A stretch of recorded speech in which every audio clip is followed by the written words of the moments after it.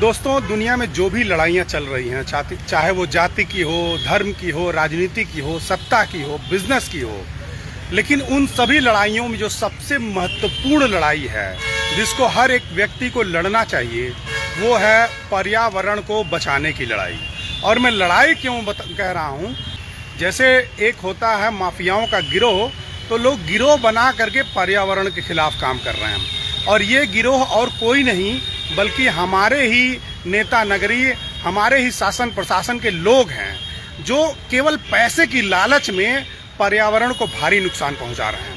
तो इस वीडियो का शीर्षक है कि आइए पर्यावरण के लिए लड़ने वाले सैनिकों से मिलवाते हैं। तो हमारे साथ हैं राधे श्याम सेहरा जी और जमशेद जिद्दी जी।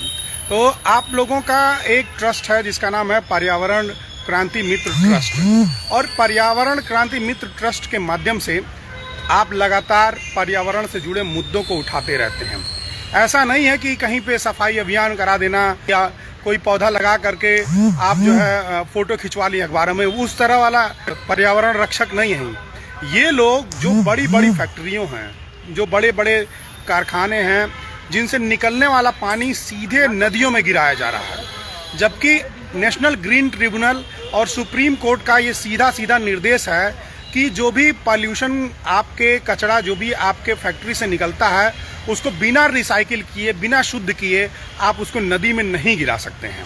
लेकिन उन सब आदेशों को, उन सब बातों को ठेंगा दिखाते हुए, चाहे वो सुप्रीम कोर्ट का आदेश हो, चाहे वो एनजीटी का निर्देश हो, सबको ठेंगा दिखाते हुए यहाँ के जो बड़े बड़े कल कारखाने हैं, बड़े बड़े उद्योगपति हैं, वो अपना सारा कचरा सीधे गोरखपुर के राप्ती नदी में गिरा रहे हैं। तो आपने अभी लगातार प्रयास किया, आप लोगों ने जितने भी अधिकारी थे, जितने जिम्मेदार लोग थे, उन सबको अवगत कराया, पत्र भेजा, मिल करके भी उनसे शिकायत की, लेकिन कार्यवाही नहीं हुई। तो अब इन्होंने अपने पर्यावरण क्रांति मित्र ट्रस्ट की ओर से नेशनल ग्रीन ट्रिब्यूनल कोर्ट का दरवाज़ा खटखटाया है, और नेशनल ग्रीन ट्रिब्यूनल ने इसका संज्ञान लिया है। सबसे अच्छी बात यह है कि संज्ञान लिया है। कुछ ही दिनों में जांच आएगी। तो आइए आपसे बातचीत करते हैं। सर, एक बार अपना नाम बताइए। राधे श्याम सेहरा। आपने एनजीटी में कौन सी फैक्ट्रियों की शिकायत की है? मेरे द्वारा एनजीटी में शिकायत जो है गोरखपुर गीडा के 55 फैक्ट्रियों के खिलाफ था। कैमरे में देख, परंतु 5 फैक्ट्रियों को जो बिना शोधन किए पानी को अड़िला पार होते हुए नदी, आमी नदी में गिराया जाता है, जो माँ गंगे की सहायक नदी राप्ती की का उप नदी है।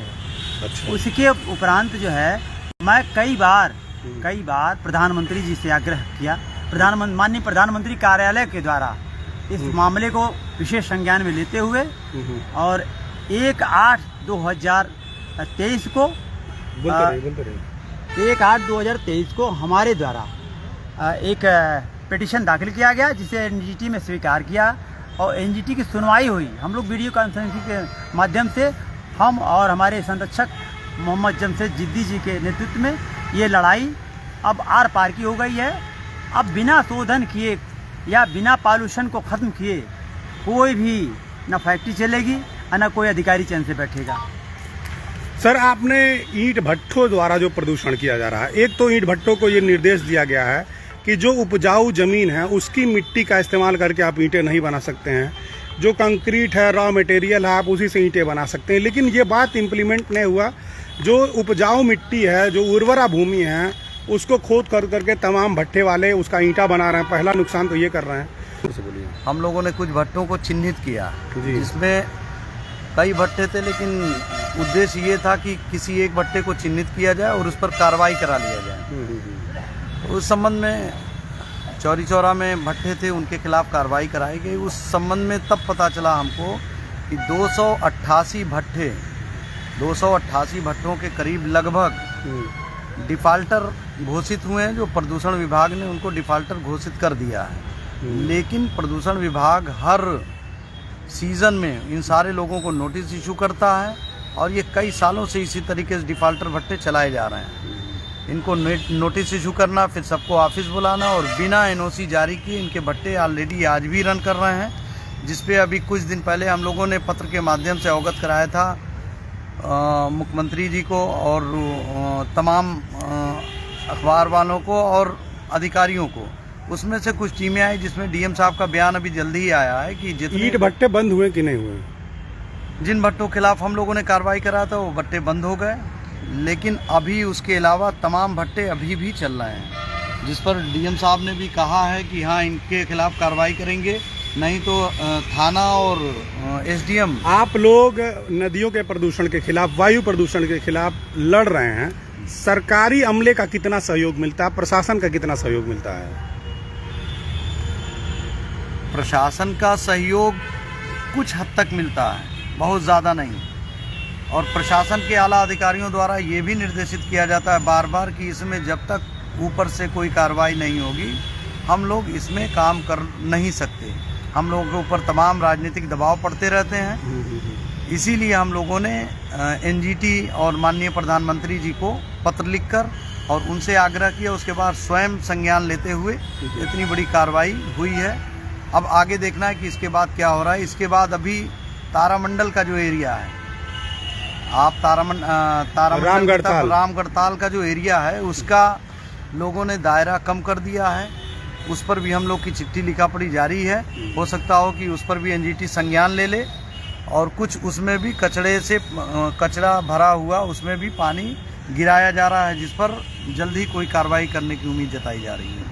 अच्छा, आप जो सड़कें बन रही हैं, पेड़ कट रहे हैं, उस पर भी आपने जवाब मांगा है सरकार से, क्या उसमें जवाब मिला? जी जी जी, हमने वन अधिकारी गोरखपुर विकास यादव ये हैं, इनसे हमने मांगा आरटीआई के तहत कि खजनी रोड से बांस गांव की तरफ जो लेन जाती है इस पे 4 लेन टाइप में इन्होंने मार्ग बनाया है।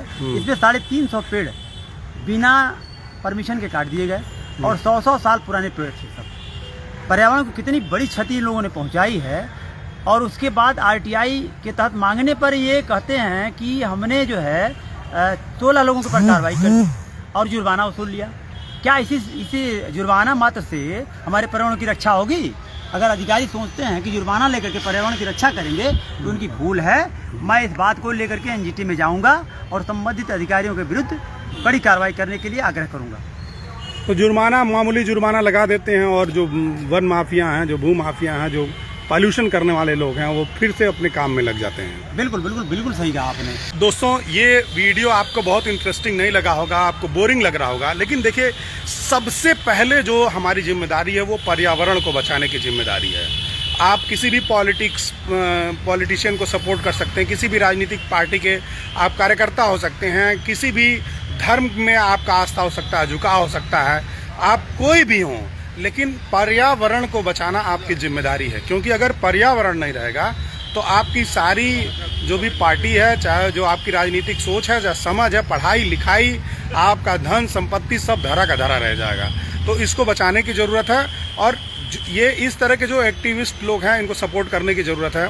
देखिए, इतना बड़ा इन लोगों ने काम किया है, नेशनल ग्रीन ट्रिब्यूनल ने संज्ञान में लिया है और अभी उस पर सारे आला अधिकारी जवाब देने जाएंगे, लेकिन कहीं अखबार में एक लाइन इनका नाम नहीं छप करके आया है कि ये लोग इस तरह से ऐसा काम कर रहे हैं। वहीं कोई एक पौधा लगा देता है, एक पेड़ लगा देता है और उसकी फोटो पूरा आधे अखबार में छप जाती है कि पर्यावरण बचाने के लिए इन्होंने पेड़ लगाया है। लेकिन जो आज 300-400 पेड़ काटे गए हैं और जो ये 4 लेन बन रहा है उसमें हजारों पेड़ जो काटे गए हैं, उसके लिए अगर कोई जवाब मांग रहा है तो उसको अखबार मीडिया कवर नहीं करेगा। तो निश्चित तौर पर आपकी जिम्मेदारी है कि आप ही इन बातों को एक दूसरे से चर्चा करें, फैलाएं, लोगों तक जानकारी पहुंचाएं और पर्यावरण को बचाने में आप लोगों की मदद करें, इनका सहयोग करें। बहुत बहुत धन्यवाद।